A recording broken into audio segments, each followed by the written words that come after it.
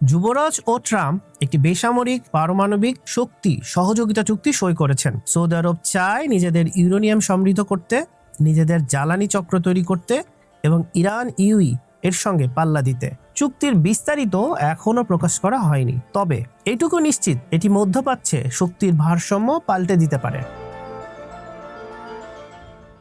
এই সফরের সবচেয়ে বড় রাজনৈতিক অর্জন সৌদি আরবকে নন ন্যাটো অ্যালাই MNNA ঘোষণা করা।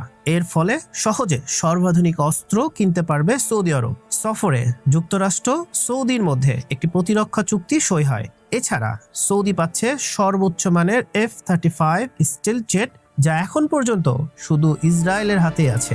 এসবের ফলে নতুন মাত্রায় পৌঁছাবে মধ্যপ্রাচ্যে সৌদির সামরিক শক্তি।